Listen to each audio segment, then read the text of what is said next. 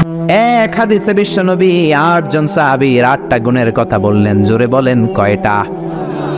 8 জন সাহাবীর 8টা গুণের কথা বললেন। তিরমিজির বর্ণনা, হাদিসটা সহিহ, সিলসিলাতুল হাদিসেস সাহিহার ভিতরেও এসেছে। বিশ্বনবী বললেন, খেয়াল করে বুঝবেন, আরহামু উম্মতি বি উম্মতি আবু বকর, এই উম্মতের মধ্যে সবচেয়ে নরম হৃদয়ের সাহাবী হলো আবু বকর। 2 নম্বরে বললেন, ওয়া আশাদ্দুহুম ফি আমরিল্লাহি উমর, কিন্তু আল্লাহর দ্বীনের ব্যাপারে সবচেয়ে কঠোর হলো, জোরে বলেন কঠোর হলো। 3 নম্বরে বললেন, ওয়া আসদাকুহুম হায়ান উসমান, সবচাইতে লজ্জাশীল সাহাবী হলো আমার উসমান। 4 নম্বরে বললেন, ওয়া আকদাহুম আলী, বিচারের রায় সবচেয়ে ভালো দিতে পারতো আমার মেয়ের জামাই আলী।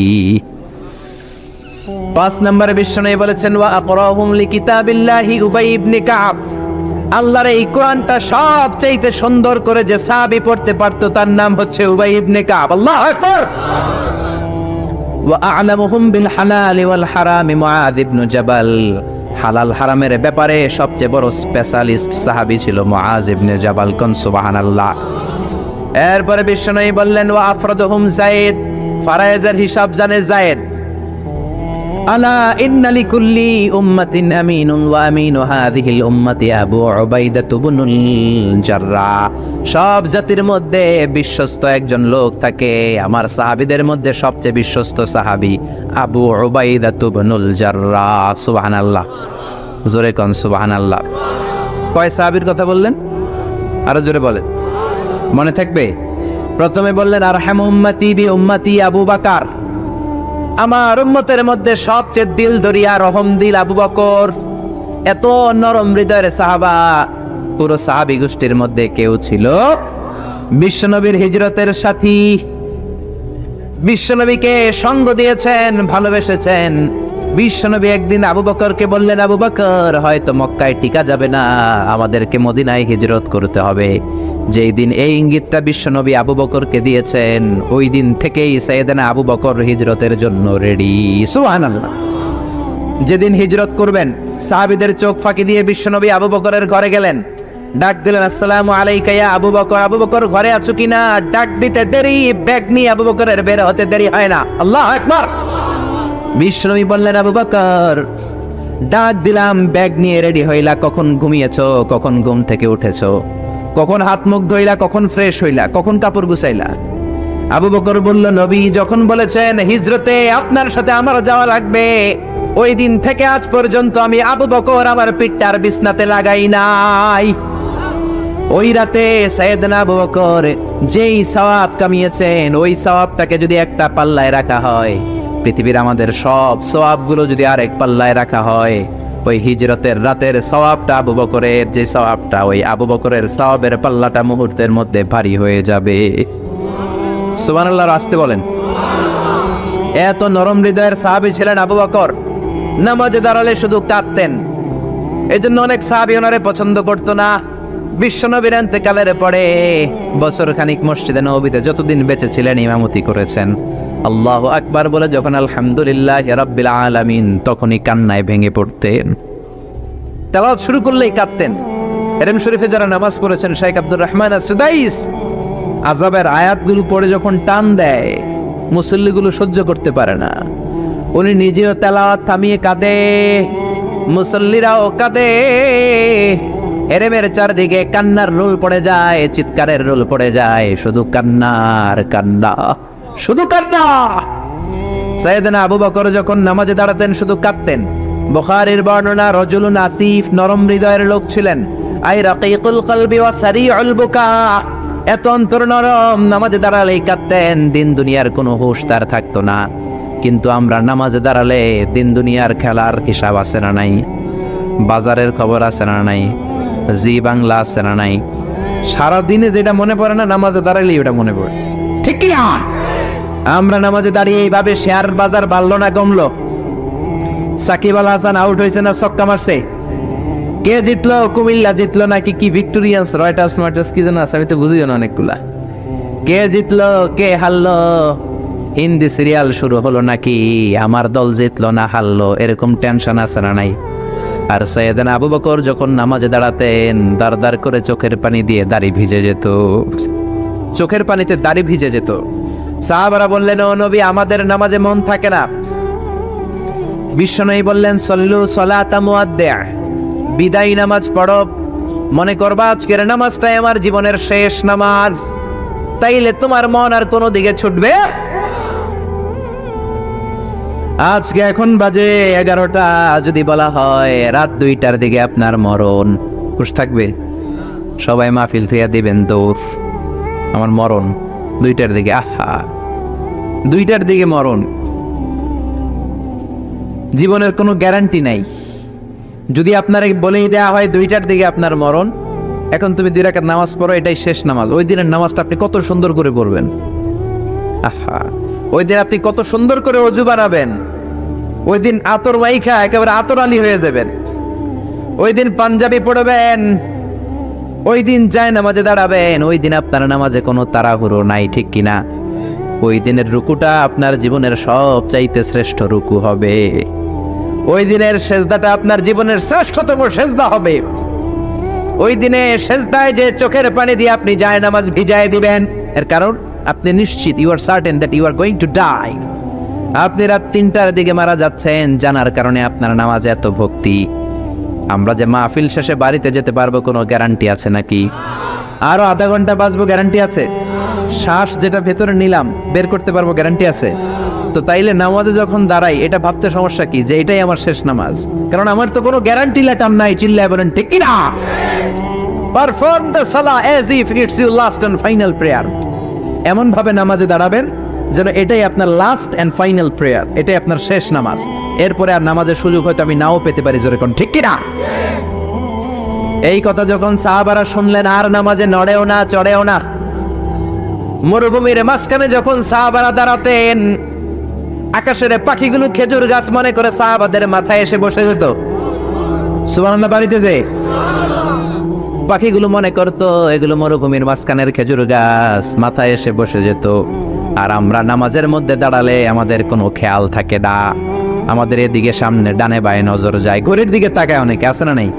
নামাজের পর আবার এমনি তাকায়। হাদিসে এসেছে, আপনার নজর যখন একবার নামাজ ছাড়া অন্যদিকে দেন, আল্লাহ বলে আকবিল, বান্দা ফিরে আয়। আবার যখন ডানে নজর দেন, আল্লাহ বলে ফিরে আয়। আবার যখন ইমাম সাহেবের দিকে এমনি তাকান, আল্লাহ কয় ফিরে আয়। 3বার নজর দেওয়ার পরে আবার যখন ডানে বায়ে নজর দেন, আল্লাহ বলে লা হাজাতা লি ইলা সলাতিক, তোর এই নামাজের কোনো দরকার আমি আল্লাহর নাই, এই নামাজের কোনো দরকার নাই। এজন্য সালাত পড়তে হবে আর অন্তরে ভয় থাকতে হবে কার? قد أفلح المؤمنون الذين هم في صلاتهم خاشعون। আবু বকর তাই করতেন, কানা রজুল আসিফ, নামাজে দাঁড়ালে দর করে কেঁদে কেঁদে দাড়িগুলো ভিজায় দিতেন। আল্লাহু আকবার। এজন্য বিশ্বনবী বলতেন, আরহামু উম্মতি বি উম্মতি আবু বকর, আমার উম্মতের মধ্যে সবচেয়ে নরম হৃদয়ের হলো আবু বকর। 2 নম্বরে বিশ্বনবী বললেন, ওয়াশাদ্দুহুম ফি আমরিল্লাহি উমর, আর আল্লাহর দ্বীনের ব্যাপারে সবচেয়ে কঠোর সাহাবী হলো ওমর। সবচেয়ে কঠোর কে? এজন্য বিশ্বনবী বলতেন, আমার পরে নবী নাই, আমার পরে কোনো রাসূল নাই, তবে কেউ যদি নবী হতো আমার ওমর নবী হতো। লা নবিয়্যা বা'দি ওয়ালা রাসূলা, আমার পরে কোনো রাসূল নাই, কোনো নবী নাই, তবে লাউ কানা বা'দি নাবিয়্যুন লাকানা ওমর, যদি নবী হওয়ার যোগ্যতা কারো থেকে থাকে আমার ওমরের আছে। প্রভু তুমি বলেছ রাসূল দেবে না, বলনি দেবে না ওমর, বলনি দেবে না হামজা তারিক, খালিদ বিজয়ী সমর। প্রভু তুমি বলেছ রাসূল দেবে না। আল্লাহু আকবার। এই ওমরের মতো যদি লাঠির বাড়ি দেওয়া যেত, উনি নামাজেও লাঠি নিয়ে দাঁড়াতেন।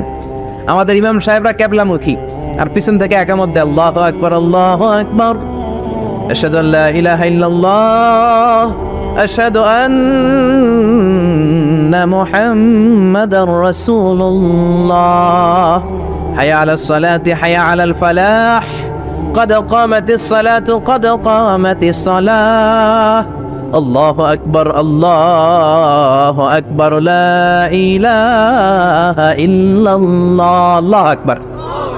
সৌদি স্টাইলে একটু একামত শোনায় দিলাম। আমরা তো 2 বাক্যে বলি, আর 1 বাক্যেই বলে। ইমাম সাহেব কেবলামুখী হয়ে দাঁড়ায় আর মুয়াজ্জিন একামত দেয়। ওমরের সুন্নাত, বিশ্বনবীর সুন্নাত এটা ছিল না। ওমরে ফারুক মুসল্লিদের দিকে হয়ে দাঁড়াতেন। ওমরে ফারুকের হাতে থাকতো একটা লাঠি, যার কাতার বাঁকা লাঠির দিয়ে পায়ের উপরে বাড়ি আছে না নাই, এইরকম বাড়ি মেরে মেরে যদি সোজা করা যেত, কাতারে গ্যাপ থাকতো না। বিশ্বনবী বলতেন ওয়াসাদুল খালাল হাযু বাইনাল মানাকিবি ওয়াল আকদাম, এইটার সাথে ওইটা মিলাও। এই সাহাবী তার কাঁধের সাথে এই সাহাবীর কাঁধ মেলাতো, এই সাহাবীর কাঁধের সাথে এই সাহাবীর কাঁধ মেলাতো, এই সাহাবীর ডান পায়ের সাথে ওই সাহাবীর বাম পা, এই সাহাবীর বাম পায়ের সাথে ওই সাহাবীর ডান পা। বুনিয়ানুম মারসুস, সীসা ঢালা প্রাচীরের মতো। নবীর কেউ অ্যাটাক করতে আসলেও যেন আধা ঘন্টা লাগে এই প্রাচীর ভাঙ্গা আসতে, জোরে কোন ঠিক কি না? এই জন্য সাহাবীদের জামা সবার আগে এদিক দিয়ে ছুটতো, ধাক্কাধাক্কির কারণে নামাজে টাইট হয়ে তারা দাঁড়াতো। সাইয়েদনা ওমর ফারুক লাঠি দিয়ে কাতার সোজা করে দিতেন, কারো যদি কাতার বাঁকা হতো লাঠি দিয়ে মারতেন, এই সোজা করো। এই জন্য লাঠিরও দরকার আছে না নাই? আবু বকরের মতো নরম হৃদয়ের সাহাবা যেমনি দরকার, ওমরের মতো গরম দু একটারও দরকার আছে না নাই? আমরা সারা জীবন ওয়াজ করলেও আপনারা নামাজি হবেন না, এটা জানি। যাদের নসিব ভালো দু চারজন হবেন, বেশিরভাগই বেনামাজি। আমি সারা জীবন যদি মাদক নিয়ে ওয়াজ করি, গাঞ্জা খাওয়া বন্ধ হবে? কিন্তু প্রধানমন্ত্রী যদি বলে কালকে থেকে কেউ যদি ইয়াবা টানে, জাগার মধ্যে ওর পিঠের মধ্যে 100 বেত, 10,000 টাকা জরিমানা, 10 বছরের জেল। ইয়াবা বাবা পাওয়া যাবে? আর গাঞ্জা বাবা থাকবে? বাংলাদেশ থেকে গাঞ্জা নাই। প্রধানমন্ত্রী যদি বলে নামাজ না পড়লে 10,000 টাকা জরিমানা, এক ওয়াক্ত ছাড়বি 10,000 টাকা দিবি, বাংলাদেশের সব মানুষ মুসল্লি হয়ে যাবে। এজন্য বিশ্বনবী বলতেন ইন্নাল্লাহা লা ইয়াযাউ বিল কুরআন, আল্লাহ কোরআন দিয়ে যেটা সমাজে করান না, ইয়াযাউ বিস সুলতান, এটা ক্ষমতা দিয়ে করান, ঠিক কি না? প্রধানমন্ত্রী ক্ষমতার মসনদ থেকে মাইরের ঘোষণা দিবে, আর আমরা ওয়াজ কইরা যেমন ওয়াজ আর মাইরের সমন্বয়ে ইসলাম কায়েম করবে কে? শুধু ওয়াজ দিয়ে ইসলাম কায়েম হবে? ওমরে ফারুক তাই করতেন, লাঠি দিতেন, লাঠি লাঠি দিয়ে সোজা করে দিতেন। এজন্য শয়তান ওনারে ভয় পেত। বিশ্বনবী বলেন ওয়াল্লাযী নাফসি বিয়াদি, যে আল্লাহর হাতে আমার আত্মা, ওমর ওই আল্লাহর কসম করে বলি, মা সালাকা আশ-শাইতানু সালিকান ফাজ্জান ইল্লা সালাকা ফাজ্জান গায়রা ফাজ্জি, তোমার যদি ইবলিস কোন রাস্তা দিয়ে আসতে দেখে, ইবলিসের বাপের কিনা, ইবলিস ওই রাস্তা থুইয়া আরেক রাস্তা দিয়ে হাঁটে। ওমর তোমার যদি শয়তান দেখে তুমি এই দিক দিয়ে আসো, শয়তান জীবনও এই রাস্তা দিয়ে চলবে না, আরেক রাস্তা দিয়ে শয়তান দেয় দৌড়। ও মিয়া, যেই লোকরে শয়তান ডরায় ওই লোকের ঈমানটা কেমন ছিল জোরে বলেন আল্লাহু আকবার। মুনাফিকের বাচ্চারা ভয় পেত ওমরে ফারুককে, জমের ভয়। এমনকি বিশ্বনবীর বিবিরাও ভয় পেত। বিশ্বনবীর বিবিরা মাঝে মাঝে নবীরে ধরতো, ও নবী আমার এইটা লাগবে ওইটা লাগবে। বিশ্বনবী বললেন লাগবে লাগবে, বললে তালাক দিয়ে দিব, যাও তালাক দিয়ে দেব। ধনী সাহাবীর কাছে যে বিয়ে বসো, আমি নবীর কাছে থাকলে এভাবেই থাকতে হবে। কিন্তু বিবিরাও ছাড়ার পাত্র না। সব বিবিরা একবার বিশ্বনবীরে ধরলেন, ধরে বলে ও নবী, আয়েশার বাড়িতে যেদিন থাকেন ওই দিন সাহাবীরা বেশি বেশি হাদিয়া পাঠায় কেন? আমাদের ঘরে যেই দিন থাকেন হাদিয়া পাঠায় না কেন? আচ্ছা, ইমাম সাহেবের বাড়িতে কে হাদিয়া পাঠাবে, কি গিফট দিবে তার, এটা কি উনার বিষয়? যিনি দিবে এটা উনার বিষয়, ঠিক কি না? বিবিরা বললেন আমাদের ঘরেও যেন হাদিয়া পাঠায়, আপনি মসজিদে এলান দিয়ে দিয়েন। বিশ্বনবী কয় আমি পারুম না, বিবিরা কয় পারতেই হবে। বিশ্বনবী বললেন না না, আমি এই কথা মসজিদে বলতে পারবো না। বিবিরা বললেন আপনি বলতেই হবে। ইন দা মিন টাইম দরজার বাইরে থেকে কে যেন সালাম দিল, আসসালামু আলাইকুম ওয়া রাহমাতুল্লাহ। বিশ্বনবী বললেন ওয়া আলাইকুম আসসালাম। বিশ্বনবী বুঝলেন সালামটার কারণ না, এটা ওমরের সালাম। বিশ্বনবী সালামের উত্তর দিয়া বিবিদের দিকে তাকায় দেখে একটা বিবিও নাই, সব অন্দরমহলে দৌড়। সুবহানাল্লাহ কইবেন না? এই ভয়টা কিন্তু আবার ডাকাইত দেখলে যেই ভয় ওইটা না, এটাকে আরবিতে বলে হাইবাত। হাইবাত ওমর, ওমরের হাইবাত এমন ছিল, শয়তান ভয় পেত, মুনাফিকরা জমের মতো ভয় পেত। আমাদের মা উম্মুল মুমিনিন বিশ্বনবীর বিবিরা ওমরের কে ভয় পেত। সুবহানাল্লাহ। আমরা বাচ্চারা যদি না খায়, খেতে চায় না, আমার এক মেয়ে ছোট্ট খেতে চায় না, গল্প বলে খাওয়াই, আমি এদিক দিয়ে খাওয়াইলে ওদিকে দৌড়, এদিক দিয়ে ধরলে ওদিকে দৌড়। আপনাদের ছেলে মেয়েদের একই অবস্থা, বাচ্চারা খেতে চায় না, ঘুমাতে চায় না। তখন আমরা বলি ঘুমা, না হলে বাঘ আসবে বাঘ, বিড়াল আসবে বিড়াল। আপনারা কি কন? আর ওরাতে হ্যাঁ বিলাই বিলাই আইব, কুত্তা আইব। আমরা বলি কুকুর আসবে বিড়াল আসবে, ঘুমাও ঘুমাও। বাচ্চারা তখন ভয়ে ঘুমায়। ওমর ফারুক যখন মদিনার গভর্নর, মদিনার প্রেসিডেন্ট, মদিনার মায়েরা বিড়াল আর বাঘের ভয়ে দেখাতো না। বাচ্চারা যখন মদিনাতে খেতে চাইতো না, ঘুমাতে চাইতো না, মদিনার মায়েরা বলতো তাড়াতাড়ি ঘুমা, ওই যে ওমর আসতেছে ওমর। চিৎকার করে পড়েন আল্লাহু আকবার। সবার জন্য সমান নীতি, 10 বছরে গোটা বিশ্বের অর্ধেক ক্যাপচার, পৃথিবীর অর্ধেকটা ক্যাপচার করলেন সৈয়দনা ওমর। নিজ হাতে পিটিয়ে নিজের ছেলেকে বেহুশ করেছেন, আরেক বর্ণনায় আছে পিটিয়ে ছেলেটাকে নিহত করেছেন। যদি বর্ণনাটা দাইফ, কিন্তু আমাদের জন্য শিক্ষা আছে বর্ণনায়। হঠাৎ একবার ঘরে ঢুকলেন, ওই ছেলের নাম ছিল আবু শাহমা, মূল নাম আব্দুর রহমান। ওনার বিখ্যাত যে ছেলে আব্দুল্লাহ ইবনে ওমর, উনি আরেকজন। আরেক ছেলে ছিল আব্দুর রহমান, মারুফুন বিআবি শাহমা, সবাই তারে ডাকতো আবু শাহমা বলে।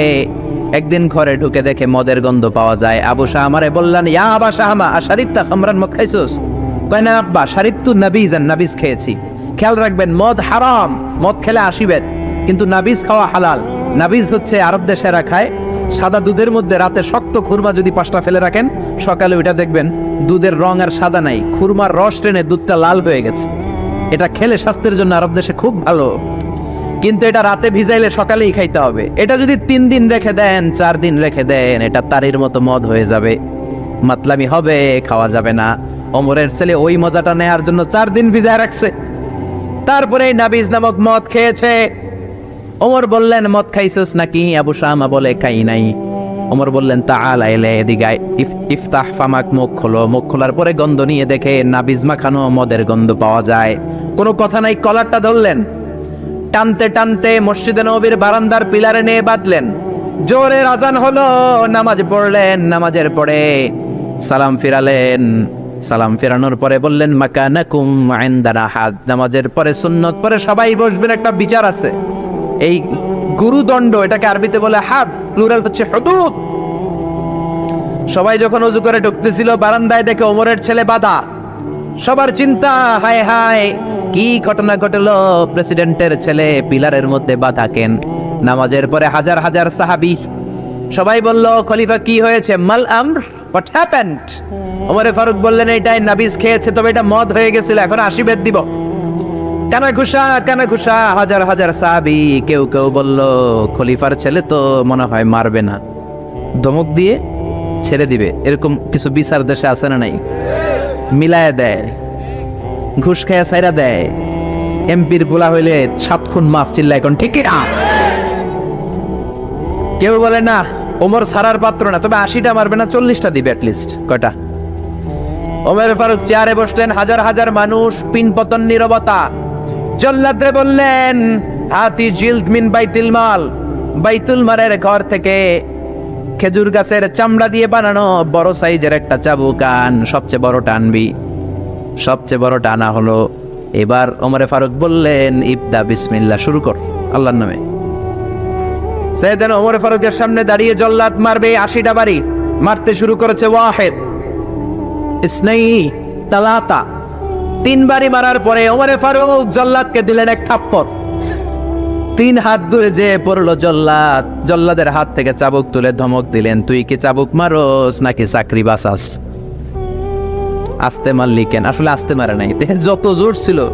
ওমরের হুকুম তামিল করবে না এরকম জল্লাদ মদিনায় ছিল না, জোরে কোন ঠিক কিনা?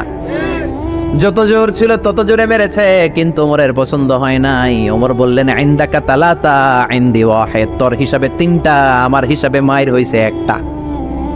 আমি 2 নাম্বার থেকে শুরু করব। 2, 3। মারতেছে কে? মদিনাতে ওনারসে পালোয়ান আর কেউ নাই। এক একটা বাড়ির আঘাতে ওমরের ছেলে আবু শামা চিৎকার করে কাঁদে।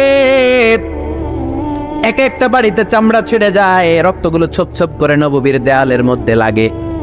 ছোট্ট ছেলেটা ডেকে বলে, আব্বা আমারে মাফ করে দাও, আর জীবনে মদ খাবো না। সাইয়েদনা ওমরের পাষাণ হৃদয় নরম হয় না, কারণ আসাদ্দুহুম ফি আমরিল্লাহি ওমর, আল্লাহর দিনের ব্যাপারে সবচেয়ে কড়া, কোনো ছাড় নাই। এক একটা চাবুক মারে, লোকজন কেঁপে কেঁপে ওঠে। 10টা 15টা মারার পরে ছেলে বেহুশ, পানি দেওয়ার পরে আবার হুশ, আবার মারা শুরু করা হলো। 30টা মারার পরে আবার বেহুশ। এইবার আবু শাহমার মা ওমরের বউ এসে ওমরের পা ধরে ডেকে বলে, ওমর তোমার পায়ে ধরে ক্ষমা চাই, আমার কলিজার টুকরা বাজানটারে তুমি মেরে দিও না। 80টা বেত মারতে হবে, মেরেছো 30টা, আরো মারবা 50টা। যা ওমর, প্রতিটা বাকি, প্রতিটা বেতের বাড়ির বিনিময়ে আমি আবু শাহামার মা একটা করে ওট আল্লাহর রাস্তায় সদকা করে দেব। ওমর বলে না আবু শাহামার মা, এটা আল্লাহর আইন, গোটা দুনিয়াটা দিলেও একটা চাবুকের বাড়ি থেকে ওরা কেউ বাঁচাতে পারবে না। মারতে লাগলেন, আবার পানি দিয়ে আবার হুশ। ওমরের বাড়ি যে খেয়েছে সে বুঝেছে 50টা বাড়ি মারার পরে আবু শাহামা দুনিয়া থেকে শেষ। রাগে ওমর গড়গড় করছেন, বললেন এই বেয়াদবটারে গোসল করা, জানাজা দে, কবর দে। কবর দেওয়ার পরে কবরের উপরে মারা শুরু করছে 51, 52, 53, 80টা চাবুক মারার পরে আল্লাহরে ডেকে বলে, আল্লাহ আমার ছেলে হওয়ার কারণে কোনো পার্সিয়ালিটি করি নাই, বিচারে 2 নাম্বারই করি নাই, 80টা গুনে গুনে ব্যাত মেরেছি, দেহে যত শক্তি ছিল ততগুলো মেরেছি। কিয়ামতের ময়দানে জালিম ওমর বলে তুমি কিন্তু আমারে ডাকতে পারবা না, আল্লাহ জালিমদের কাতারে আমারে উঠাতে পারবা না, আমারে জালিম বলতে পারবা না। ওইরকম ওমরের দরকার আছে না নাই? ওই ওমরের লাঠির বাড়ি যদি থাকতো দেশটারে মদিনা বানায় দিত কে? চোরদের হাত যদি কাটা যেত দেশটারে সুন্দর করতো কে? একটা জিনাখোরের ফাঁসি যদি বাইতুল মুকাররমের স্কয়ারের মধ্যে দিয়ে দেয়া হতো, এরপরে আর জিনা হতো? একটার ফাঁসি হয়ে গেলে আর তনুর মতো কোনো নারীকে ধর্ষিতা হওয়া লাগতো না, খাদিজার মতো কোনো মেয়েকে কেউ কোবানোর সাহস পেত না। জোরে বলেন ঠিক কি না? একটা চোরের হাত জুমার নামাজের পরে বাইতুল মুকাররমের স্কয়ারের সামনে যদি কেটে দেয়া হয় আর কোনো চোর পাওয়া যাবে নাকি? জোরে বলেন।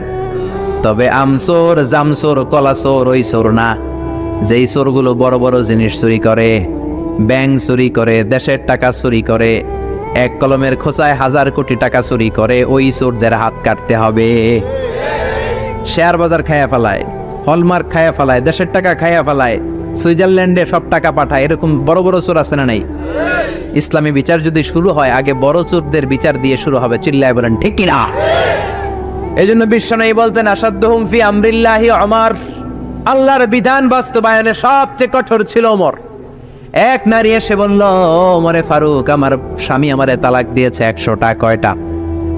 শুনতেছেন? একটু জিমাই গেলেন মনে হয়। আমার স্বামী আমাকে 100 তালাক দিয়েছে। কয় তালাক? আসলে দিতে হবে কয় তালাক? তাও একটা একটা করে, ঠিক কিনা? ওমরে ফারুক ডেকে আনলেন, স্বামীরাও আনলেন, বউরে আনলেন। ও স্বামী কয় তালাক দিছো? কয় 100টা দিছি। ওমরে ফারুক বললেন তালাক হচ্ছে মিন শাআইরিল্লাহ, এটা আল্লাহর নিদর্শন, আল্লাহর নিদর্শন নিয়ে ফাইজলামি করার অনুমতি তোরে দিছে কে? 3 তালাকে তোর বউ তালাক, বাকি 97 তালাক তোর পিঠের উপরে পড়বে। সুবহানাল্লাহ। বাড়িতে যে বউরে 100 তালাক দিছে এক ডাকায়, ওমর ফারুক বললেন 3 তালাকে তোর বউ তালাক, বাকি 97 তালাক তোর পিঠে। এজন্য লাঠির দরকার আছে না নাই? ওমর ফারুক জোহরের নামাজের ইমামতি করলেন। নামাজের পরে দেখলেন একদল লোক গোল হয়ে বসে জিকির করে, আসরের পরেও দেখলেন গোল হয়ে জিকির করে, মাগরিবের পরে দেখলেন সব লোক কাজে চলে যায়, ওই একদল লোক জিকির করে। ওমর ফারুক বললেন মান আনতুম, তোমরা কারা? কয় নাহনু আল মুতাওয়াক্কিলুনা আলাল্লাহ, আমরা আল্লাহর উপর তাওয়াক্কুলকারী, তো কাজবাজ নাই, খালি জিকির করো। খাও দাও কিভাবে? তা আমাদের জিকির দেখে লোকজন খানা দিয়া যায়।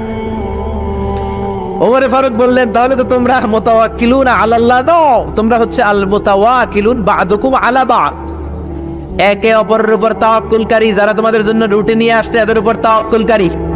কে বলেছে নামাজের পরে বসতে? ফাইদা কুদিয়াস সালাতু ফান্তাশিরু ফিল আরদ ওয়াবতাগু মিন ফাদলিল্লাহ, নামাজ শেষ তো বের হয়ে যাও। ছাত্র যাবে স্কুলে, জনপ্রতিনিধি যাবে, মেম্বার অফ দ্য পার্লামেন্ট যাবে পার্লামেন্টে, শিক্ষক যাবে কলেজে, যারা ব্যবসায়ী তারা যাবে বাজারে। তোমরা কোনো কাজ করো না, বসে থাকো কেন? খবরদার আজকের নামাজের পরে যদি কোনো নামাজের পরে যদি গোল হয়ে বসে থাকতে দেখি, পিটাইয়া মসজিদে নববী থেকে বের করে দেব। কাজ করতে যা, এলাকায় যে কাজ কর, বিবি বাচ্চার খবর নিয়ে চিল্লা এখন, ঠিক না? ছাড় দেন নাই, পিটাইয়া মসজিদ থেকে বের করে দিয়েছেন। আল্লাহু আকবার। এজন্য বিশ্বনবী বলেছেন আরহাম উম্মতি বি উম্মতি আবু বকর। সাহাবীদের মধ্যে সবচেয়ে কোমল হৃদয়ের অধিকারী কে ছিল? আর সবচেয়ে কঠোর কে ছিল?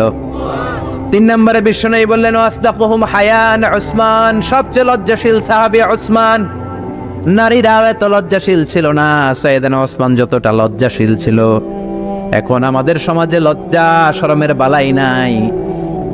কি করে আমরা বেশরম হব, বেলাল্লাপনা, অশ্লীলতা কি করে ছড়াবো, এগুলো ট্রেনিং সেন্টার আমাদের ঘর।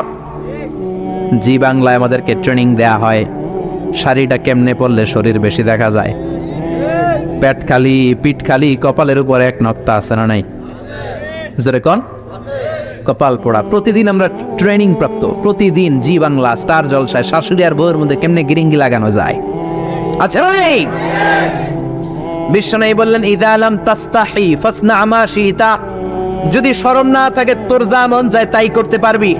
এই জন্য আল হায়াউ শু'বাতুম মিনাল ঈমান, লজ্জা হলো ঈমানের অঙ্গ, যার লজ্জা নাই তার ঈমান। এজন্য লজ্জা শরমের দরকার আছে না নাই? বিশ্বনবী ছোট্টবেলা থেকেই লজ্জাশীল ছিলেন। বিশ্বনবীর দুধমা হালিমা তিনি বলেন 2 বছর মুহাম্মদ আমার দুধ খেলো, 5 বছর ছেলেটারে আমি পাললাম, 5 বছরের লালন পালন করেছি, 5 বছরের মধ্যে শিশু মুহাম্মদকে আমি কোনোদিন কাঁদতে দেখি নাই। ব্যথা পেলেও মুহাম্মদ কাঁদে না, ক্ষুধা লাগলেও মুহাম্মদ কাঁদে না, শুধু লজ্জাস্থানের জায়গা থেকে কাপড়টা একটু সরে গেলে শিশু মুহাম্মদ কেঁদে দেয়। ছোট্ট বাচ্চা ব্যথা পায়, কাঁদে না। বিশ্বনবী কাঁদতেন না, ক্ষুধা লাগলে কাঁদতো না, লজ্জাস্থান থেকে কাপড় সরলেই কাঁদতো। বিশ্বনবীর বয়স 7 কিংবা 8। মক্কাতে কাবা নির্মাণ হবে। মক্কার সবাই কয় আমরা সবাই এই কাজে অংশগ্রহণ করব, কাবা ঘর বানাইলে ওটাতে সব আছে না নাই? তো কিভাবে অংশগ্রহণ? পাথর কেটে কেটে পাথর দিয়ে কাবা বানাবে। সবাই পাথর টানে, বিশ্বনবীও টানে।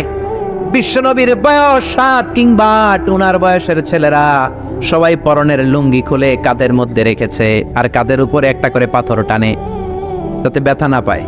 ছোট্ট বাচ্চারা লুঙ্গি খুলে ফেলে না? গ্রীষ্মকালে দেখবেন পুকুর একটা পাইলে লুঙ্গি থুইয়া সবটি সাঁতার, আছে না নাই? পিড়াইয়া উঠানো যায় না, সবগুলো ডুবায়, চোখগুলো লাল করে ভূতের মতো হয়ে ওঠে। এলাকায় পুকুর টুকুর নাই বোধহয়?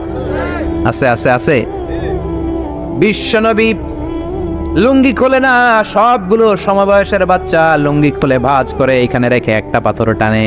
আমার নবী 2টা করে টানে। সবাই টানে কয়টা করে? নবী টানে কয়টা করে? সব বাচ্চারা লুঙ্গি খোলা, বিশ্বনবী লুঙ্গি পরনে। আবু তালেবের চোখে এটা পড়লো। আবু তালেব বলে, ও ভাতিজা মুহাম্মদ, তোমার বয়সের বাচ্চারা লুঙ্গি খুলে পাথর টানে, সবাই টানে একটা, তুমি টানো 2টা। কেন রে ভাতিজা, তুমিও লুঙ্গি খোলো, লুঙ্গিটা কাঁধে রেখে তারপরে পাথর টানো। বিশ্বনবী বললেন, না চাচা, আমার সমস্যা নাই, আমি লুঙ্গি খুলবো না। চাচা কয় খোলো। আমরা অনেক বাচ্চাদেরকে বলি, আর তুই ছোট মানুষ, খোল বেটা, খোল খোল খোল, কিচ্ছু হবে না, বলি না? কখনো এগুলো বলবেন না। ও ছোট্ট হলে ওর একটা প্রেস্টিজ আছে না নাই? ওর একটা আত্মসম্ভ্রম বোধ আছে না নাই? এখনো যদি লুঙ্গি খোলা শিখান, অশ্লীলতা শিখান, তাহলে এই ছেলেগুলো হবে ডাকাত, এগুলোই হবে বাংলা ভাই, ইংরেজি ভাই, অঙ্ক ভাই, এগুলো হবে পিচ্চি হান্নান, এরশাদ শিকদার, কালা জাহাঙ্গীর, লতিফ সিদ্দিকীর মতো মন্ত্রী। ঠিক আরো আসতে বলেন। এখন থেকে যদি লাজুকতা শিখান, ভদ্রতা শিখান, কোরআন শিখান, তাহলে এই ছেলেগুলো বড় আলেম হবে, মুফাসসিরে কোরআন হবে। এই ছেলেগুলো হাফেজ জাকারিয়ার মতো হবে, ফজলে রাব্বি আদেলের মতো হবে, বড় বড় ইমাম হবে, মুফাসসির হবে। চিল্লায় বলেন ঠিক কিনা? চাচা বলে, মোহাম্মদ লুঙ্গি খোলো। আরে ছোট মানুষ খোলো। বিশ্বনবী বলে, না, আমি ছোট হতে পারি কিন্তু লুঙ্গি খুলবো না, আমার কোনো সমস্যা নাই। চাচাকে, আরে খোলো মিয়া, বলে লুঙ্গির গোছা ধরে টান দিছে। টান দিতে দেরি, মুহূর্তের মধ্যে বিশ্বনবী বেহুশ হয়ে জমিনে পড়ে যায়। বিশ্বনবীর জীবদ্দশায় পৃথিবীর কোন মানুষ বিশ্বনবীর লজ্জাস্থান দেখে? জোরে বলেন, দেখে? এজন্য খবরদার, তোমার বোনের পেট পিঠ খালি থাকতে পারবে না, কপালে এক নোক্তা থাকতে পারবে। তোমার বোন বললেই তুমি তারে পাখি ড্রেস কিনে দিতে পারবা না, লেহেঙ্গা 2 পিস 3 পিস কিনে দিতে পারবা না। তুমি যদি এগুলো আদরের বোনকে কিনে দাও, আল্লাহর সুপ্রিম কোর্টের কাঠ গড়াতে তোমারও আসামি করে দাঁড় করাবে কে? বাবা খবরদার, মেয়েদের সব আবদার পূরণ করবেন না। হেজাব পরানো শিখান, বোরকা পরানো শিখান। একটা মেয়ে যখন বোরকা পরে রাস্তায় বের হয়, মনে হয় জান্নাতের হুর দুনিয়ায় এসেছে। একটা মেয়ের সৌন্দর্য তো হেজাবে, সৌন্দর্য তো বোরকার ভেতরে, সৌন্দর্য তো পর্দার ভেতরে। চিল্লা এখন ঠিক কিনা? আবার কিছু নানি আছে বয়স 90, উনি হাত মোজা পা মোজা, আর সাথে 16 বছরের 18 বয়সের নাতনিরে নিয়ে বের হইছে। এমন দৃশ্য এলাকার সব পোলারা পিছনে পিছনে লাইন ধরে, আছে না নাই? মায়ের বয়স 60, হাত মোজা পা মোজা। আপনি হাত মোজা পরছেন কেন? আপনি তো অল্প কাপড় পরে বেরোলেও কোনো সমস্যা নাই। আপনি তো এক্সপায়ার্ড, আপনার ডেট এক্সপায়ার্ড, ঠিক কিনা? আপনার দিকে তাকাবে না সুন্দরী সুরুষী অষ্টাদশী মায়াবিনী কাজল কালো চোখ মেঘ কালো কেশ আপনার ওই নাতনির দিকে লুলুপ দৃষ্টি দিয়ে বখাটেগুলো তাকাবে, ঠিক কিনা? এজন্য খবরদার, মেয়েদেরকে পর্দা শিখান, মেয়েদেরকে ভদ্রতা শিখান, মেয়েদেরকে ইসলাম শিখান। ফ্যামিলিটারে জান্নাত বানায় দিতে পারে কে? এজন্য বিশ্বনবী বললেন ওয়াসদাকুহুম হায়াআন উসমান, সবচাইতে লজ্জাশীল সাহাবী ছিল কে? মনে থাকবে নি? ওসমান নামটা সুন্দর না? ছেলে পেলে হইলে এগুলো রাখেন, রাখবেন তো? কি রাখবেন? কি অদ্ভুত অদ্ভুত নাম রাখে। এক লোক অনেকদিন পরে বাতিজারে দেখতে আসছে বাসায়, ঢাকাতে, গ্রামের সবজি টবজি নিয়ে গেছে। তো বাতিজারা বলে, বাতিজা তোমার নাকি এক ছেলে এক মেয়ে? বলে জি চাচা, দোয়া করবেন, এক ছেলে এক মেয়ে, একটু ডাকো তোমার ছেলে আর মেয়েরে। বাতিজা ডাক দিছে ব্রাশ ফায়ার, ব্রাশ ফায়ার শুই না চাচা দিছে দৌড়। বাতিজাও পিছন থেকে দৌড়ায়, চাচাও দৌড়ায়। বাতিজা কয় দাঁড়ান চাচা, চাচা কয় আমার বয়স 80 হয়েছে রে বাতিজা, আমারে তুই ব্রাশ ফায়ার করিস না। বাতিজা কয় চাচা এটা ওই ব্রাশ ফায়ার না, ছেলের নাম ব্রাশ, মেয়ের নাম ফায়ার। আছে না নাই? কিয়ামতের দিন আল্লাহ ইউদাউনা ইয়াউমাল কিয়ামাতি বিআসমাইকুম ওয়া বিআসমাই আবাইকুম, কিয়ামতের দিন আল্লাহ তোমাদের নাম ধরে, তোমাদের বাবাদের নাম ধরে ডাকবে। ফাহসিনু আসমাআকুম, তোমাদের নামগুলো সুন্দর করে রেখো। সুবহানাল্লাহ। রাখবেন? ওসমান নামটা রাখবেন তো? ছেলে হইলে রাখবেন, রাখবেন। এরপরে বিশ্বনবী বলেছেন ওয়াকদাহুম আলী, সবচেয়ে ভালো বিচারের রায় দিতে পারতো আমার মেয়ের জামাই আলী। বিচারের রায় হবে একটা কিতাব দিয়ে, কিতাবটার নাম কি? আপনাদের উচ্চ আদালত আর নিম্ন আদালতে তো এই কিতাব দিয়ে রায় হয় না? হাইকোর্ট, সুপ্রিম কোর্টে এটা দিয়ে রায় হয় নাকি? এই কোরআনটা দিয়ে যদি সব বিচারের রায় হতো, কেউ মাজলুম হতো না। কোরআন দিয়ে রায় হলে ওই রায়ে কোনো স্কাইপি কেলেঙ্কারি থাকে? কোরআন দিয়ে রায় হলে ঘুষ খাওয়ার সুযোগ থাকে? কোরআন দিয়ে রায় হলে এক দলের কথা শুনে আরেক দলের উপর কোনো জুলুম করার সুযোগ থাকে? এজন্য রায় দিতে হবে কি দিয়ে? وَمَنْ لَمْ يَحْكُمْ بِمَا أَنزَلَ اللَّهُ فَأُولَئِكَ هُمُ الْكَافِرُونَ। সুবহানাল্লাহ। আল্লাহ 3 বার বললেন কোরআন দিয়ে যে রায় দেয় না, বিচারের রায় যারা কোরআন দিয়ে ঘোষণা করে না, এক জায়গায় বললেন জালেম, এক জায়গায় কাফের, এক জায়গায় ফাসিক। এজন্য কোরআন দিয়ে বিচারের রায় হওয়ার দরকার আছে না নাই? কোরআনকে সংসদে পাঠানোর দরকার আছে না নাই? এমনি এমনি হেঁটে চলে যাবে কোরআন সংসদে নাকি পাঠাইতে হবে? ভালো নেতা বানাইতে হবে, যারা কোরআন মানে, যারা কোরআনের পক্ষে, এরকম নেতা বানানোর দরকার আছে না নাই?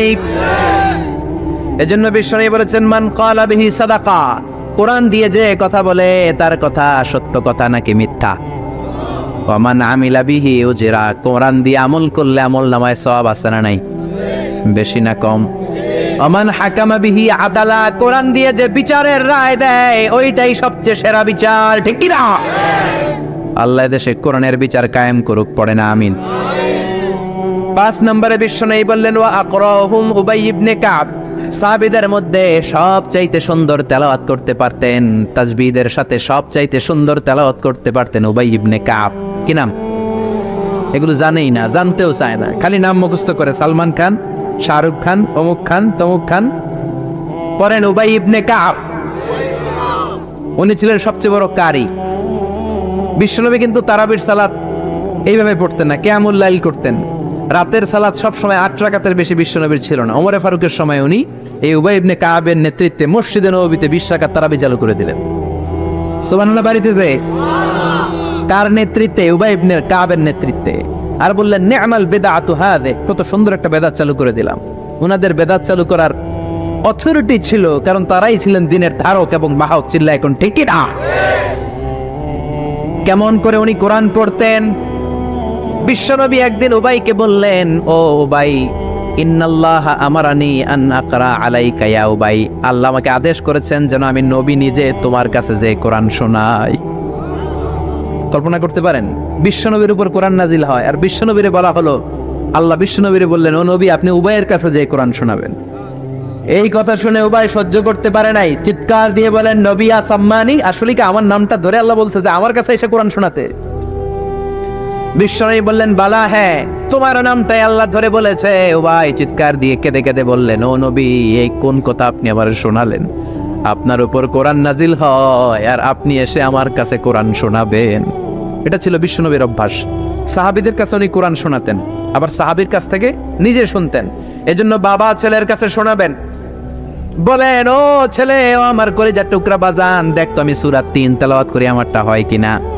আবার ছেলেরে বলবেন, ও বাবা, তুমি একটু সূরাতুদ দুহা তেলাওয়াত করে শোনাও। শান্তি আর কি লাগে? What do you mean by peace? What is the definition of peace? শান্তি কি? শান্তি হচ্ছে আপনিও কোরআন পড়বেন, ছেলেও পড়বে, বিবিও পড়বে, এটাই শান্তি, ঠিক কি না? বাবা ছেলেরে কোরআন শোনাবেন, ছেলে বাবারে কোরআন শোনাবা, স্বামী স্ত্রীরে শোনাবেন, স্ত্রী স্বামীরে শোনাবেন, শাশুড়ি বৌমারে শোনাবেন, বৌমা শাশুড়িরে শোনাবেন। তাহলে আর ঝগড়া হবে না, ঠিক কিনা? বাবা যদি বলে 3 জন মিলে সূরা ইয়াসিন মুখস্থ শুরু করলেন, 2 দিন পর পর খোঁজ নেন, ও ছেলে, ওরে বাবা, তোর কয় আয়াত মুখস্থ হয়েছে? আমার হয়েছে 20 আয়াত। ছেলে বলে, বাবা, তোমার মাত্র 20 আয়াত, আমি তো মুখস্থ করে ফেলছি 30 আয়াত।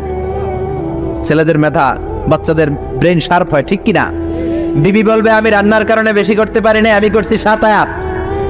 আহা, এরকম ফ্যামিলি আমরা চাই কি চাই না? ফ্যামিলিটা যদি এরকম হয় আর কি লাগে, ঠিক কিনা? এজন্য আকরাহুম লিউবাই, সাহাবীদের মধ্যে সবচাইতে চমৎকার কণ্ঠে কোরআন তেলাওয়াত করতো উবাই ইবনে কাব। এইজন্য বেশি বেশি কোরআন তেলাওয়াতের দরকার আছে না নাই?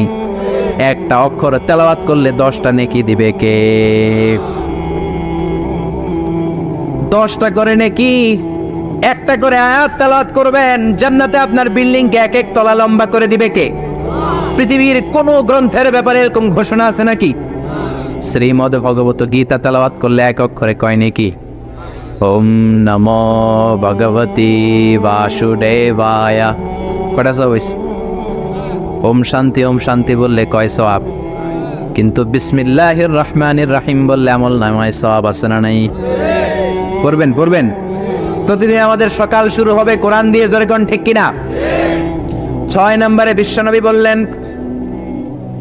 ওয়া আ'লামুহুম বিল হালালি ওয়াল হারামি মুআয ইবনে জাবাল। সাহাবীদের মধ্যে হালাল হারামের ব্যাপারে সবচাইতে স্পেশালিস্ট সাহাবী ছিল মুআয ইবনে জাবাল। আমরা এখন হালাল হারাম বাছি না, হালাল হারাম সব খাই। সুদ খাই, ঘুষ খাই, যৌতুক খাই, রাস্তার রডও খাই, মসজিদের টিন খাই, ত্রাণের গম খাই, ঠিক কিনা? আছে না নাই? সব খাই। এত ক্ষুধা, রড খায়া ফেলায়, সিমেন্টের বস্তা খায়া ফেলায়, ইটাও খায়া ফেলায়, কেমনে হজম করে আল্লাহ জানে। রাস্তার ইটা নাই, ত্রাণের মালামাল নাই, সব খায়া ফেলাইছে, আছে না নাই? আল্লাহ বলেন সবটা খাইস না, হালালটা খাইস। কোনটা খাইবেন? ইয়া আইয়ুহান নাসু কুলু মিম্মা ফিল আরদি হালালান তাইয়্যিবা। হারামটা খাওয়া যাবে না, হালালটা খাও। হালালে বরকত দিয়েছে কে? হালালে বরকত, হারামে বরকত নাই। আওয়াজ করে উত্তর দেন, গরু খাওয়া হালাল না হারাম? কুকুর খাওয়া হালাল না হারাম? আমরা সবাই বেশি বেশি গরু খাই নাকি কুকুর খাই? কি পরিমাণে যে কসাইয়ের দোকানে জবাই হয়, আর কোরবানির ঈদের সময় জবাই আছে না নাই? বিয়ের অনুষ্ঠানে আছে না নাই? হাজার হাজার গরু জবাই করি, কোরবানির সময় জবাই করি। বাংলাদেশের গরু দিয়ে হয় না, ইন্ডিয়া থেকে আনি। এত গরু খাই, কিন্তু কুকুর একটাও খাই না। আর গাভী বছরে বাচ্চা দেয় কয়টা? কুত্তা দেয় কয়টা? 7টা, 8টা, 10টা, কোনো জন্ম নিয়ন্ত্রণ তো নাই, দেদারসে দিতেছে। তো গরু আমরা খাই, কুকুর খাই না। গরু বাচ্চা দেয় কম, কুকুর বাচ্চা দেয় বেশি। তারপরেও বাংলাদেশের 56,000 বর্গ মাইলের ভিতরে গরু বেশি না কুকুর বেশি? এত গরু খাইলেন, তারপরেও গরু বেশি। কারণ গরু হালাল, হালালে বরকত দিয়েছে কে? কুকুর হারাম, কোনো বরকত নাই। রাস্তাঘাটে হাইওয়েতে কুত্তা পরে মরে থাকে, হাইওয়েতে কোনোদিন গরু ময়রা ভেটকে রয়েছে দেখছেন? হালাল, খালি বরকত। আল্লাহু আকবার। এজন্য হালাল খাবেন, হালাল পড়বেন। ইউর ফুড শুড বি হালাল, ইউর ড্রিঙ্ক শুড বি হালাল, your dress up should be হালাল, ইউর এন্টারটেইনমেন্ট শুড বি হালাল। চিল্লা এখন ঠিক কিনা? সব আপনার হালাল হতে হবে, কারণ ইন্নাল্লাহা তাইয়্যিব লা ইয়াকবালু ইল্লা তাইয়্যিবা। আল্লাহ নিজে পবিত্র, পবিত্র ছাড়া কিছু আল্লাহ কবুল করে। হালাল খাওয়ার পরে যে দেহটা আপনি বানালেন, ওই দেহটারে জাহান্নামে ঢুকাবে কে? হারাম দিয়ে আপনি যত দান খয়রাত করেন কবুল হবে হারাম টাকা দিয়ে যাকাত দিলে কবুল হবে না, মাদ্রাসা বানালে কবুল হবে না। হারাম টাকা দিয়ে, ঘুষের টাকা দিয়ে অনেকে প্রতি বছর হজ করে হাজি টাইটেল লাগায়।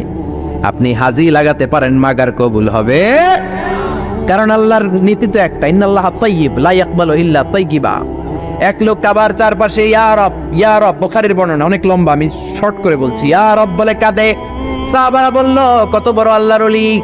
বিশ্বনবী বললেন, ওরে ওলি বলো না, মাতআমুহু হারাম, ও যেটা খায় হারাম খায়। ওয়া মাশরাবুহু হারাম, যেটা পান করে হারাম করে। মালবাসুহু হারাম, ড্রেস আপ হারাম, গযিয়া বিল হারাম, সব হারাম। ফাআন্না ইস্তাজাবু লা, কেমন করে ওর দোয়া কবুল হবে? হারাম দিয়ে যদি আপনি দান করেন, মসজিদ মাদ্রাসা লঙ্গরখানা করেন, কবুল হবে না। আর হালাল থেকে প্রতিদিন যদি 1 পয়সাও দান করেন, এটাকে উহুদ পাহাড়ের সমান সওয়াব বানায়া দিবে কে? হালাল হারাম বেঁচে চলবেন তো, নাকি দেদারসে রড, বিল্ডিং, টাকা পয়সা সব খাইবেন?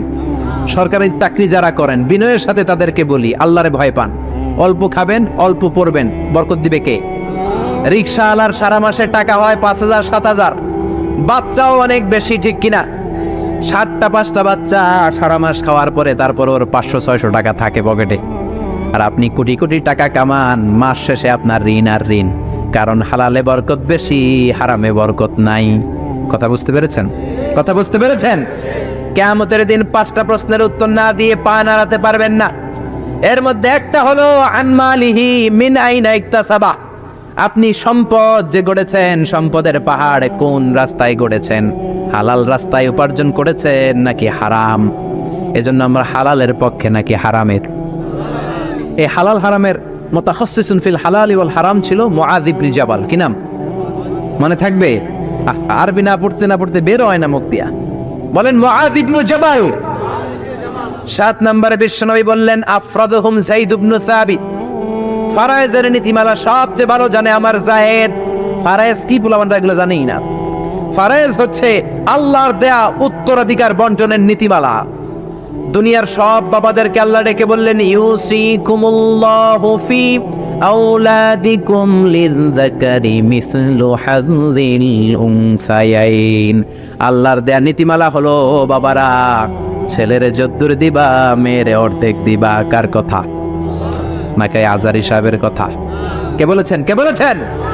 আল্লাহর দেয়া বিধান, দুনিয়ার বাবারা ছেলেরে যা দিবেন, মেয়ের অর্ধেক। এদিকে বাবা আছে না নাই? বয়স্ক বাবারা আছে না নাই?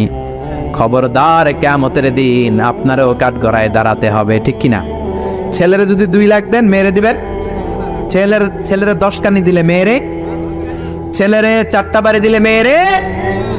অনেক মা আছে ছেলের পাতে মুরগির রান দেয়, মাইয়ার পাতে মুরগির ঠ্যাং দেয়, মুরগির গিলা দেয়, মুরগির পুস্তি দেয়। কি কন আপনারা? গিলা পুস্তি কন তো। মেয়েরে যেমনি পুস্তি দিলেন, মাইয়ার কি রান খাইতে মন চায় না? মন চায় না? দেখবেন যে মা বাবা ছেলের পাতে দেয় মুরগির রান, মেয়ের পাতে দেয় মুরগির ঠ্যাং, ওই মা বাবার শেষ জীবনটা ছেলের বাড়িতে কাটে না, মেয়ের বাড়িতেই কাটে, ঠিক কিনা? এই জন্য আফরাদুহুম যায়েদ ইবনে সাবিত, যায়েদ ইবনে সাবিত সবচেয়ে ভালো ফারায়েজের নীতি জানতেন। এই ফারায়েজের নীতি যদি ভঙ্গ করেন, কিয়ামতের ময়দানে জবাব দিতে হবে। অনেক বাবা বলে, মা তোর ভাইয়ের সব দিয়ে দিলাম, তোর লাগে আমি হাত তুলে দোয়া করে দিলাম। তো দোয়া তো আপনি করবেনই, যে যেটা পাওয়ার অধিকারী তারে ওইটা আগে দিবেন, তারপরে দোয়া, ঠিক কিনা? সব শেষে বিশ্বনবী বললেন, ইন্না লিকুল্লি উম্মাতিন আমিন ওয়া আমিনু হাযিহিল উম্মাহ আবু উবাইদা ইবনুল জাররাহ। সব জাতির মধ্যে বিশ্বস্ত একজন থাকে, আমার সাহাবীদের মধ্যে সবচাইতে বিশ্বস্ত সাহাবী আবু উবাইদা ইবনুল জাররাহ। এটার নাম নিতে অনেকের দাঁত ভেঙে যাবে। আবু উবাইদা ইবনুল জাররাহ, আরবি পড়ে না তো, কোরআন পড়ার সময় নাই, খালি দুনিয়া কে মজা লে লো, দুনিয়া তোমারি হ্যাঁ।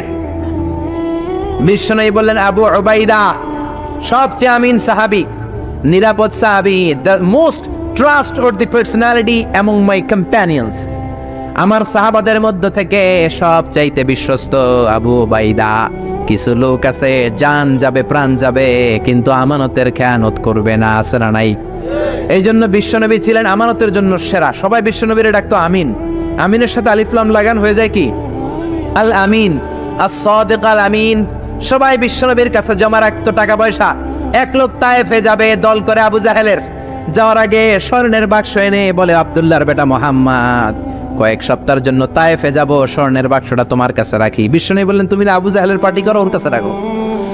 ও কয় না, আবু জাহেলের পার্টি করি ঠিক, কিন্তু জমা রাখা যাবে না। আবু জাহেলের কাছে যদি স্বর্ণের বাক্স দিয়া যায়, আইসা দেখবো স্বর্ণ নাই, স্বর্ণের বাক্স নাই। গোটা বিশ্বটা মসজিদ, মসজিদ মানে মাকানুস সুজুদ, সেজদার জায়গা, যেখানে এই সেজদা দেন কবুল করবে কে? নূহ আলাইহিস সালামের জামানায় যেই কোনো জায়গায় নামাজ পড়লে কবুল হতো না, মসজিদে যেয়ে পড়া লাগতো। মুসা নবীর উম্মত মসজিদ ছাড়া নামাজ পড়লে কবুল হতো না, সিনাগগে যেয়ে পড়া লাগতো। ঈসা নবীর জামানায় ইবাদতখানায় যেয়ে পড়া লাগতো। কিন্তু আমরা যেইখানেই নামাজ পড়ি কবুল করে কে? আজকের এই প্যান্ডেলে যদি নামাজ পড়ি কবুল হবে কি হবে না? বাইতুল মুকাররমে হবে কি হবে না? শোলাকিয়ার ময়দানে কবুল হবে কি হবে না? বাজারে পড়লে হবে কি হবে না? নদীর উপরে নৌকায় পড়লে, প্লেনের ভেতরে বাতাসে পড়লে, মহাকাশে যে স্যাটেলাইট চ্যানেলের মধ্যেও যদি পড়ি সেখানেও কবুল করে নেবে কে? জমিনের যেই জায়গায় নামাজ পড়ো কবুল করে নেওয়া হবে। আবার বললেন পুরো জমিনটারে আল্লাহ আমার জন্য তহুর বানিয়ে দিলেন। ফাইন লাম তাজিদু মাআন ফাতায়াম্মামু সাঈদান তাইয়্যিবা। নামাজের সময় যদি তোমরা ওজুর জন্য পানি না পাও, তায়াম্মুম করলেও কবুল করবে কে? এই সব জায়গায় নামাজের অনুমতি আর তায়াম্মুম, এটা কোন নবীর ছিল না, এটা স্পেশালি আল্লাহ বিশ্ব নবীকে দিয়েছেন। সুবহানাল্লাহ। মা আয়েশাকে নিয়ে বিশ্বনবী বানুল মুস্তালিকের যুদ্ধ থেকে রওনা হলেন। প্রতিমধ্যে মা আয়েশার গলার স্বর্ণের হার চুরি হয়েছে কিংবা হারিয়ে গিয়েছে। মা আয়েশা কান্নাকাটি করলেন, আমার হার, আমার হার। মেয়েদের স্বর্ণ হারাইলে খবর আছে না নাই? গোটা দুনিয়া ভাঙ্গা গেল, কিছু বলবে না। যদি স্বর্ণ একটা হারায়, বাড়ি তামা তামা করে ফেলবে, ঠিক কিনা? যে কয় ঠিক, মানে অভিজ্ঞতা আছে অনেক। নারীরা স্বর্ণ পছন্দ করে, তো মা আয়েশা তো নারী, উনি বললেন নবী আমার স্বর্ণ হারিয়েছে। বিশ্বনবী বললেন কাফেলা থামাও, গলার হার খোঁজো। সবাই মিলে গলার হার খুঁজতে খুঁজতে মাগরিবের নামাজের সময় প্রায় শেষ হয়ে যায়। এবার সবাই মিলে আবু বকর রে বকে, তোমার মাইয়ার কারণে আজকে এই দশা। তোমার মেয়ে যদি গলার হারটা না হারাইতো, তাহলে তো আমরা যেখানে পানি আছে ওইখানে পৌঁছে যেতাম, ওখানে নেমে অজু করে নামাজ পড়তাম। তোমার মেয়ের কারণে আজকে এই দশা। এখন সবার নামাজ কাজা, নবীর নামাজও কাজা। আল্লাহ বললেন খবরদার, এই মেয়েটারে গালি দিবি না, এই মেয়েকে গালি দেয়া যাবে না। আয়েশার সম্মানে আজকে আমি তায়াম্মুমের বিধান নাজিল করে দিলাম। فَإِن لَّمْ تَجِدُوا مَاءً فَتَيَمَّمُوا صَعِيدًا طَيِّبًا। কোথাও যদি ওজুর জন্য পানি না পাও, মাটি দিয়ে তায়াম্মুম করো, কবুল করে নিবে কে? মা আয়েশা বলতেন, আমাকে আল্লাহ এমন 5টা জিনিস দিয়েছেন বিশ্বনবীর কোনো বউকে আল্লাহ দেন নাই। 1 নম্বরে আমি বিশ্বনবীর একমাত্র কুমারী বউ, বাকি বউগুলা ছিল বিধবা। এর আগে কয়েকটা করে বিয়ে হয়েছে, শুধু আমারই বিয়ে হয় নাই। সুবহানাল্লাহ। 2 নম্বরে আমি যখন শীতের রাতে নবীর সাথে এক লেপের নিচে ঘুমাতাম, তখনও জিব্রাইল কোরআন নিয়ে নাজিল হয়ে যেত। অন্য বিবিদের সাথে যখন কোনো ঘরে এক খাটের মধ্যে শুয়ে থাকতো, তখন কোনোদিন কোরআন নাজিল হয় নাই। শুধু মা আয়েশার সাথে যখন থাকতো তখন কোরআন নাজিল হতো। সুবহানাল্লাহ। আবার মা আয়েশা বলতেন, আমার ঘরে বিশ্বনবীর কবর। আবার বিশ্বনবী যখন তার শেষ নিঃশ্বাসটা ত্যাগ করেছেন, বিশ্বনবীর মাথাটা ছিল আমার কোলের উপরে। আবার বিশ্বনবী বলতেন, ও দুনিয়ার মানুষেরা শোনো শোনো, ওজুর পানি না থাকলে যে তায়াম্মুম করে নামাজ পড়ো, এটাও তোমরা আমার কারণে পেয়েছো। আল্লাহু আকবার। এজন্য বিশ্বনবী বলতেন, জুইলাত লি আল আরদু কুল্লুহা মাসজিদান ওয়া তাহুরা। আমার জন্য গোটা বিশ্বটাকে নামাজের জায়গা আর ওজুর না থাকলে তায়াম্মুমের জায়গা বানিয়ে দিয়েছে কে? এরপরে বিশ্বনবী বলতেন, উতিতু আশ-শাফাআহ। আমাকে শাফায়াতের মালিক করেছে কে? কিয়ামতের দিন সব নবীরা যখন বলবে ইয়া নাফসি ইয়া নাফসি, বিশ্বনবী বলবেন রব্বি হাবলি উম্মতি। ও আল্লাহ, তুমি আমার উম্মতকে বাঁচাও, আমার উম্মতকে বাঁচাও। সুবহানাল্লাহ। এরপরে বিশ্বনবী বলেছেন, ওয়া কানান নাবিয়্যু ইউবআসু ইলা কওমিহি খাসসাহ। দুনিয়ার সব নবীকে একটা নির্দিষ্ট বর্ডারে পাঠানো হয়েছে, নির্দিষ্ট এলাকার লোকের জন্য পাঠানো হয়েছে। আমি বিশ্বনবীর নবুয়তির কোনো বর্ডার নাই, গোটা বিশ্বের জন্য আমার নবী বানিয়ে পাঠানো হয়েছে। এই জন্য আমি বিশ্বনবী। চিল্লায় কর আল্লাহু আকবার। বিশ্বনবী শুধু পুরুষদের নবী নয়, শুধু নারীদের নবী নয়, শুধু সাদা লোকদের নবী নয়, শুধু নিগ্রো আর কালো লোকদের নবী নয়, শুধু আরবদের নবী নয়। বিশ্বনবী আদম নবী থেকে শুরু করে কিয়ামত পর্যন্ত যত মানুষ, যত জিন পৃথিবীতে আসবে, সবার জন্য বিশ্বনবীকে নবী বানিয়েছে কে? বিশ্বনবীর যদি কোনো নবীরাও না মানে ওই নবীর নবুয়তিও ক্যান্সেল করে দিবে কে? এজন্য আল্লাহ বললেন মুহাম্মাদুর রাসূলুল্লাহি ওয়াল্লাযীনা মাআহু আশিদ্দাউ আলাল কুফফারি রুহামাউ বাইনাহুম। মুহাম্মদ হলেন আল্লাহর রাসূল। কার কথা? ঘুম আসতেছে? জিমায় পড়ছেন? তাকবীর দেন, লিল্লাহি তাকবীর। নবীর কথা বলে আল্লাহ বললেন ওয়াল্লাযীনা মাআহু, নবীর সাথে যারা চলে। নবীর সাথে কারা চলতো? সাহাবারা। জোরে বলেন কারা? এবার আল্লাহ সাহাবাদের কথা বলছেন ওয়াল্লাযীনা মাআহু, নবীর সাথে যারা চলতো। আশিদ্দাউ আলাল কুফফার, কাফেরদের ব্যাপারে তারা বজ্র কঠোর। রহমাউ বাইনাহুম, নিজেদের ব্যাপারে তারা পুষ্পকোমল। কাফিরদের ব্যাপারে সাহাবারা বজ্র কঠোর, নিজেদের ব্যাপারে তারা পুষ্পকোমল। কাফিরদের ব্যাপারে কোনো ছাড় নাই, মুশরিকদের সাথে জিহাদের ময়দানে কোনো ছাড় নাই। চিল্লা এখন ঠিক কি না?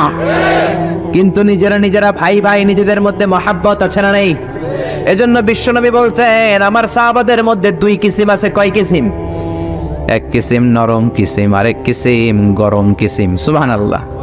আবু বকর নরম, কিন্তু ওমরে ফারুক গরম। জোরে কোন ঠিক কি না?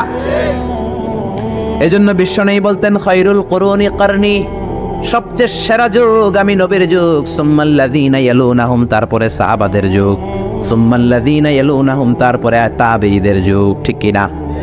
সাহাবারা হচ্ছে পৃথিবীর শ্রেষ্ঠ সন্তান, তাদের চেয়ে শ্রেষ্ঠ সন্তান পৃথিবী জন্ম দিতে পারে নাই। চিল্লায় বলেন ঠিক কি না? এজন্য সাহাবাদেরকে ভালোবাসার দরকার আছে না নেই? তাকে সাহাবীদেরকে গালি দিবেন, সাহাবীদেরকে ঘৃণা করবেন। সাহাবীদেরকে যদি গালি দেন, যদি ঘৃণা করেন, যদি সমালোচনা করেন, আপনার ঈমান থাকবে?